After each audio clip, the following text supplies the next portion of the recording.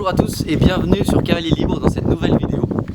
Donc aujourd'hui j'aimerais vous montrer comment travailler un cheval qui n'a jamais fait de travail à pied. Donc j'aimerais vous montrer les premiers exercices qu'on peut mettre en place quand on débute le travail à pied. Et ce qui est bien de mettre en place quand on a un cheval, soit on le connaît pas, soit on sait qu'il a jamais fait de travail à pied.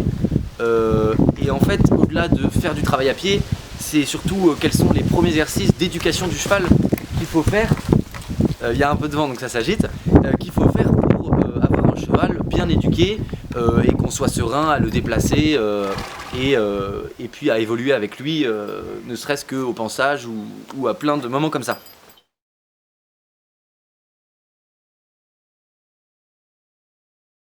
Donc ces premiers exercices, c'est très simple, il y en a on va dire deux primordiaux.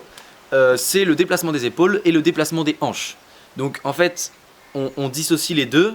Tout ça, ça revient en fait à savoir déplacer son cheval. En fait, pourquoi il faut savoir déplacer son cheval? Parce que eh ben, il faut, en tant qu'humain, se placer comme dominant. Parce que on le voit, un cheval dans un pré, il va, dès qu'il rencontre un autre cheval, il va tout de suite mettre en place la dominance, savoir qui va prendre les rênes du troupeau, pour ne pas faire de mauvais jeu de mots. Donc du coup ça va être à qui arrive en fait à pousser l'autre. Parce que par exemple on voit un dominant à l'abreuvoir, c'est lui qui va boire en premier et l'autre va déguerpir. Donc nous on a envie de se placer en dominant. Pourquoi on se place en dominant? Tout simplement pour pas se faire marcher dessus, pour notre sécurité, pour ne pas être totalement envahi par le cheval. On a besoin d'un espace et le cheval fait 500 kg, on en fait au maximum 120 si on s'appelle Bastaro ou alors 70 comme moi par exemple. Donc en tout cas on en fait beaucoup moins, au moins 5 fois moins que le cheval de poids. Donc super important pour notre sécurité de savoir le déplacer. Donc premier exercice à mettre en place à pied, peu importe que vous fassiez du travail à pied ou non, c'est on va dire la clé de voûte du fait d'évoluer avec un cheval, que n'importe qui... Ah, il est en train de... Ouais. N'importe qui évolue avec un cheval doit pouvoir faire ça. Donc on va déplacer les épaules. Non, disco. Déplacer les épaules et déplacer les hanches.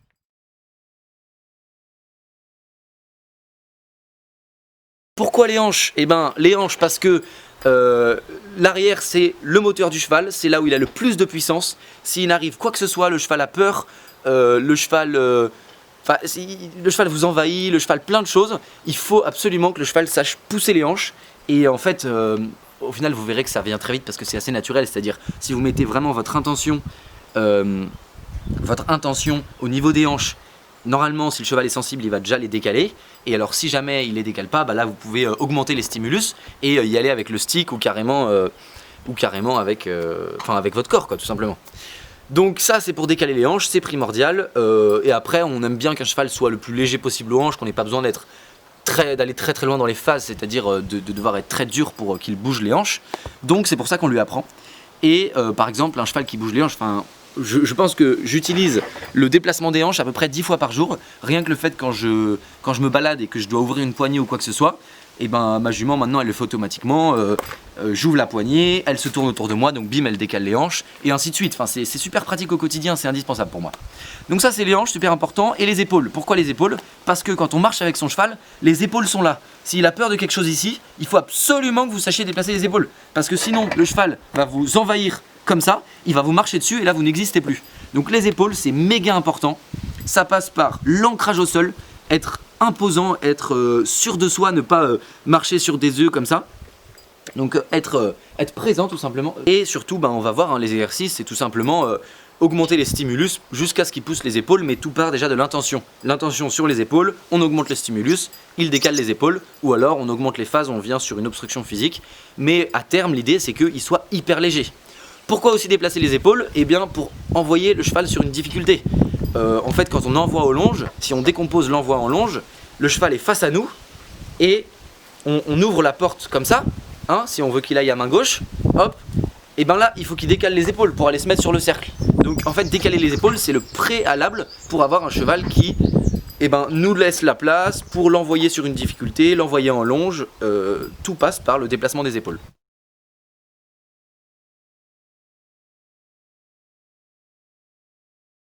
Petit truc, disco, ancien cheval de centre équestre, qui n'a jamais fait de travail à pied de sa vie, cheval plutôt craintif et sensible, donc on va pour la première fois essayer un petit peu ce déplacement des hanches, déplacement des épaules, et surtout là il y a beaucoup de vent, il est stressé un petit peu pour rien, et nous en fait dans le monde d'humain, les chevaux sont confrontés à beaucoup de choses, et si on est tout le temps dans un calme très profond et qu'on est tout le temps à 2 à l'heure parce qu'on a peur qu'il ait peur et tout, bah le cheval va avoir peur, et en fait on est dans un monde où il n'a pas le choix que de voir des trucs orange, des trucs fluo, des trucs qui volent, voilà, enfin si pour peu que vous l'emmeniez un petit peu votre cheval sur les chemins et compagnie, ce que je souhaite pour lui, eh bien vous allez faire face à plein de situations, et vous il faut que vous sachiez assurer votre sécurité. Alors pour le confort du cheval, on va faire ce qu'on appelle de la désensibilisation.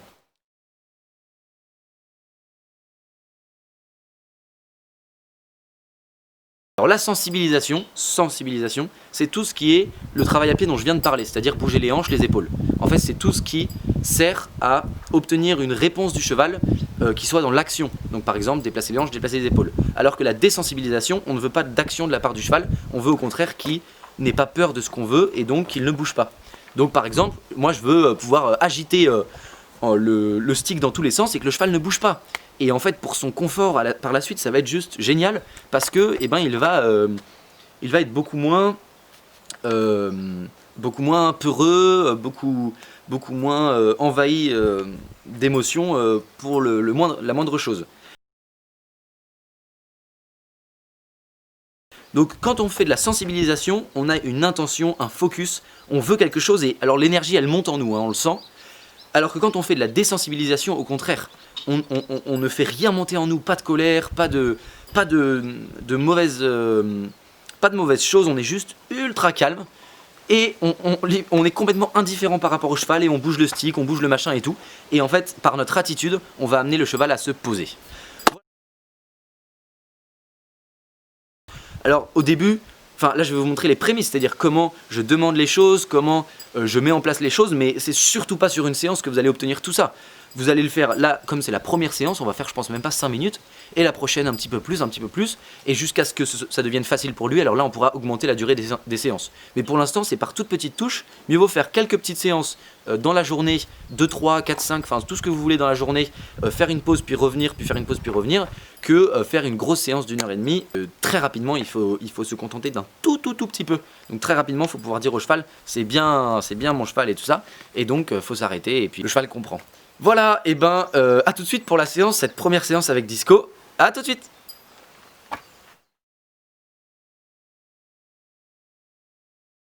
Pour cette séance vous aurez besoin d'un licol, un licol plat, ça fera très bien l'affaire, pas besoin d'autre chose. Et vous aurez besoin d'un stick. Donc un stick c'est un truc qui fait à peu près cette taille là, qui est un peu plus grand qu'une cravache, et ça va permettre d'aller stimuler le cheval aux endroits que vous voulez. En fait c'est juste un prolongement du bras. Comme le cheval a un équilibre horizontal et que nous on a un équilibre vertical, et ben le stick nous permet tout simplement de mieux communiquer avec le cheval, parce que si on est au niveau de son épaule, on ne pourra pas aller toucher ses hanches sans se plier ou je ne sais quoi. Donc un stick, hop, ça permet d'aller stimuler l'endroit qu'on souhaite. Donc voilà, à tout de suite pour la séance.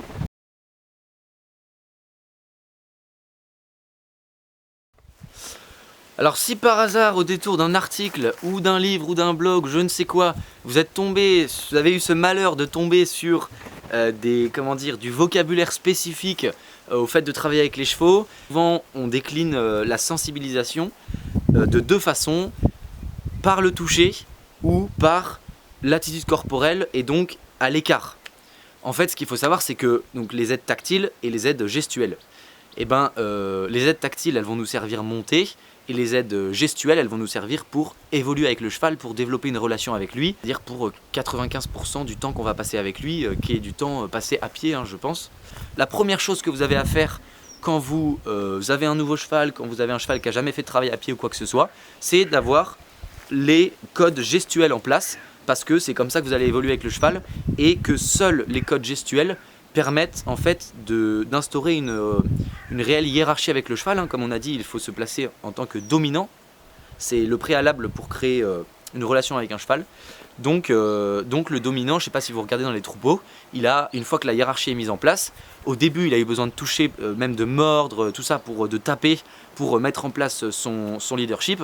Une fois que qu'il est mis, il n'y a plus une oreille qui bouge, c'est vraiment la sensation, l'instinct, l'intention que le cheval va en décaler un autre et il n'y a plus jamais de coup, plus jamais de morsure et quoi que ce soit. Donc voilà, ce qu'on veut nous c'est mettre en place d'abord les codes gestuels en fait. Hein. Et ben cette fois on commence. Voilà, donc je vous retrouve du côté pratique. On voit que là je fais reculer mon cheval et on va aller se mettre tranquillement en piste. Alors regardez ce moment. Bim, Disco vient de pousser Nono sans avoir à la toucher parce que la dominance est bien mise en place, j'en parlais tout à l'heure.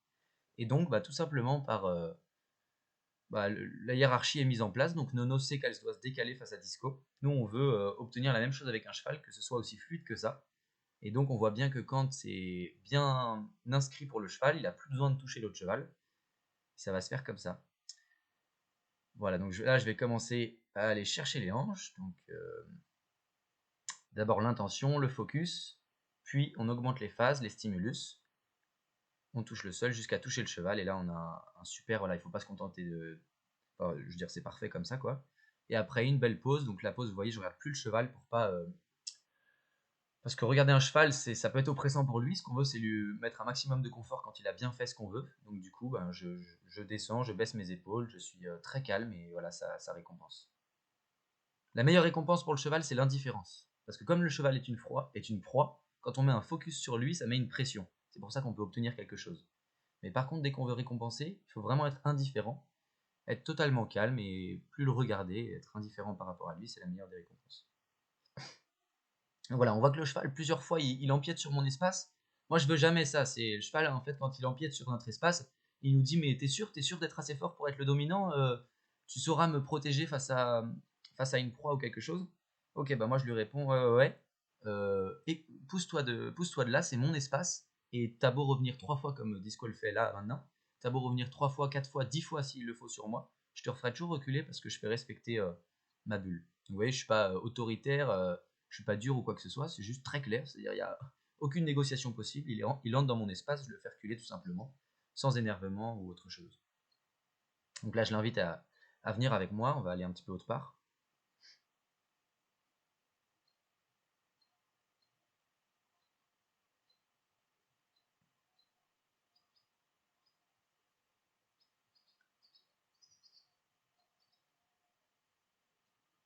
Et là je vais aller lui demander les épaules. Donc je me mets face à lui, et pareil, je vais ouvrir la porte, donc ça c'est une manière de parler, hein. J'ouvre la porte avec ma main gauche, à droite il y a mon stick qui vient barrer la route, et mon intention est sur son épaule pour qu'il la décale sur la gauche. Donc il a pas réagi, on va au toucher, gentiment, tranquillement, et là il fait un petit peu de pas de côté, c'est parfait, je récompense ça. Au début les postérieurs bougent un peu, il est un peu avancé, mais c'est pas grave, l'épaule c'est quand même décalé, et comme c'est plus difficile de décaler les épaules que les hanches, et on se contente de ça au début et c'est très bien. Voilà, comme j'ai décalé les épaules, que le cheval est plus droit, j'en profite pour redécaler les hanches. Là on voit qu'il cherche, la réponse c'est pas la bonne, il n'a pas décalé les hanches pour l'instant, il décale tout en même temps, ça va pas. Donc ma main à gauche, elle tient sa tête, voilà, elle tient sa tête et hop, il décale les hanches et là je récompense tout de suite. Vous voyez, il a réavancé d'un pas. On n'oublie pas de garder bien cette distance qu'on souhaite avec lui. Il n'y a pas une distance en mode il faut un bras ou je ne sais quoi, c'est la distance que vous voulez dans laquelle vous êtes à l'aise vous. Si vous êtes un petit peu, je sais pas, vous n'êtes pas à l'aise dans vos mouvements, vous vous sentez oppressé ou quoi que ce soit, c'est que la distance elle est pas bonne avec le cheval et qu'il faut l'augmenter. Il y a des chevaux avec qui vous pourrez vous sentir très bien alors qu'ils sont très proches de vous et ils vous respecteront malgré tout, c'est pas le problème. Voilà, là on va hop chercher les hanches, super déplacement des hanches. Vous voyez, au début, c'est vraiment l'intention là qui a fait déplacer les hanches. C'est mes yeux qui ont fixé sa hanche et qui s'est décalé, quoi.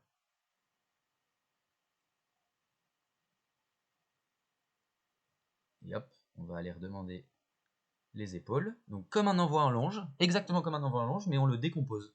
Et si on décompose un envoi en longe, pour que le cheval elle se mette sur son cercle, il faut qu'il déplace ses épaules. Donc moi, je fixe l'antérieur gauche là et je veux qu'il le déplace. Là, il vient sur moi. Donc moi, je recule pas, c'est pas l'idée. On recommence. J'arrête pas, surtout, je récompense pas maintenant, sinon il comprend que quand je fais ça, il faut qu'il avance. Or, c'est pas le cas. Ce que je veux, c'est qu'il se décale. Donc je lui montre, je me décale un peu. Je tâtonne, hein, moi aussi, c'est-à-dire, il n'y a pas une théorie précise, il faut voir l'efficacité, c'est-à-dire dans quelle situation le cheval va accéder à vos réponses. Ça peut être, j'ai essayé de me décaler, ça se trouve, c'est en me décalant, il va mieux comprendre ou pas. C'est à vous d'essayer, et là, vous verrez bien, quoi. Voilà, ce qui est bien, c'est d'alterner sensibilisation et désensibilisation. Sensibilisation, j'attends une réponse du cheval. Désensibilisation, j'en attends pas. Quand je suis en mode désensibilisation, alors attendez, vous allez voir que là, il va un peu réagir fortement. Voilà, je continue. C'est pas parce qu'il réagit comme ça. Je reste super calme. Si ça part trop en cacahuète, c'est-à-dire qu'il arrache tout et tout, voilà, je vais pas continuer mon stimulus aussi fort. Je vais un peu diminuer. Ça veut dire que je suis allé trop fort du premier coup. Mais il faut pas non plus faire un stimulus trop petit, c'est-à-dire acheter son stick, mais en se disant, oula, j'ai surtout pas envie que le cheval ait peur. Tant pis s'il bouge, c'est pas grave. Continuez ce que vous faites. Soyez très calme. Et peu à peu, en quelques séances, il va apprendre que vous pouvez faire quoi que ce soit autour de lui, tant qu'intérieurement, il n'y a aucun focus, aucune intention, que vous êtes calme et indifférent par le cheval, envers le cheval. Il doit comprendre que ça ne le concerne pas.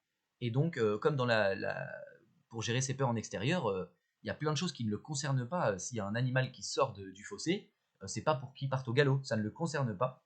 Et ce qui le concerne, c'est que comment vous agissez par rapport à lui. Donc, ce qui va différencier sensibilisation de désensibilisation, en fait, c'est votre attitude intérieure. Sensibilisation, focus et intention. Désensibilisation, calme intérieur. Et je demande absolument rien au cheval. Par contre, je suis quand même attentif à ses réactions. Et vous pouvez observer que quand je le désensibilise, j'essaye, regardez, par pression discontinue, d'amener sa tête vers le bas. En amenant sa tête vers le bas et en me décontractant moi-même, je l'aide à se décontracter. Voilà, j'alterne aussi entre des choses qu'il connaît et des choses avec lesquelles il a du mal. Il a beaucoup de mal avec le fouet qui tape dans tous les sens. Par contre, il connaît le stick qui vient se mettre sur son corps. Donc quand je vois là, par exemple, tout à l'heure, il a eu très peur. Disco, c'est un cheval qui tire au renard. Donc il a comme s'il tirait au renard, sauf que c'est moi qui le tenais à la main. Euh, je sais plus ce que je disais. Euh,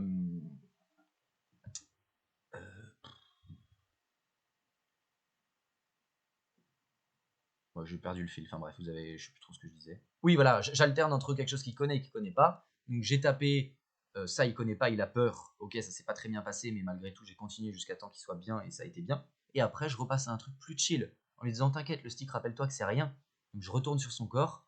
Hop là, je mets le stick partout. L'idée c'est, voilà, j'hésite pas à y aller du moment que moi je suis persuadé que ce truc que j'ai dans les mains, ça fait pas peur. Parce qu'en fait, si vous avez peur de la réaction de votre cheval, le cheval ne dissocie pas la peur de sa réaction et la peur de l'objet. Il se dit, oula, il a peur. Je vous rappelle que le cheval est super sensible, il ressent tout ce que vous avez en vous. Il se dit, oh putain, lui il a peur. Oh bah c'est qu'il faut avoir peur. Il se dit pas, non, il a peur de ma réaction et compagnie. Ça, c'est pas ce qu'il se dit. Donc voilà, moi je l'amène à se décontracter. Et au passage, on fait un petit câlin au chien.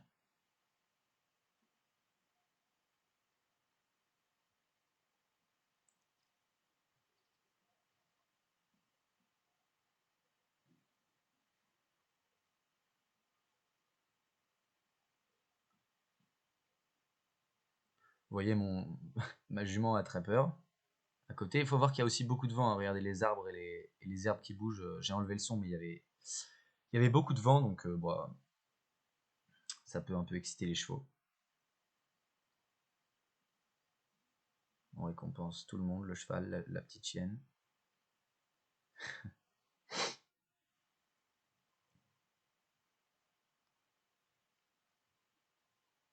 Voilà, et après, on renvoie en avant en fait. Hein, quand on fait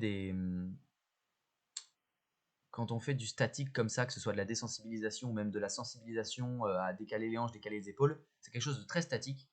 Donc, on aime bien alterner entre le statique et le dynamique. Donc, hop, on est statique, bim, après, on relance le cheval et on l'emmène quelque part. Donc, vous voyez que là, je suis encore en désensibilisation, mais très rapidement, on va partir marcher. Bon, juste avant, je décale les hanches, apparemment. J'avais oublié la séance. Donc voilà, je décale les hanches et là, on voit qu'il y a eu un décalement de hanches super, rien qu'à l'intention. Vous voyez, le cheval est très connecté à moi là. Ça, c'est super bien. C'est-à-dire, là, si j'étais en liberté, il me suivrait de la même façon. C'est-à-dire qu'il est connecté, quoi. Il est attentif à moi et il suit mes mouvements. Et c'est ce qu'on cherche, hein. C'est à ça que ça sert de décaler les hanches. En soi, qu'est-ce qu'on s'en fout sinon d'avoir un cheval qui décale les hanches. Alors, je vous ai dit, hein, dans la théorie tout à l'heure, c'est super utile, déplacer le champ et tout ça. Mais voilà, c'est parce que c'est utile qu'on le fait. C'est pas parce qu'il faut le faire, parce que c'est un exercice éthologique, quoi que ce soit. Un cheval qui décale les hanches, c'est un cheval c'est un bon moyen de récupérer l'attention du cheval, quoi. Voilà, et surtout, j'insiste sur le fait de le décontracter, quoi. C'est un cheval qui est Disco, c'est un cheval qui est très émotif, donc je suis très dans la décontraction avec lui. Je le rassure, je le caresse. On récompense le cheval et on récompense la chienne. Et donc là, comme je vous disais tout à l'heure, après le statique, on va repartir en dynamique. Et donc, on retourne marcher.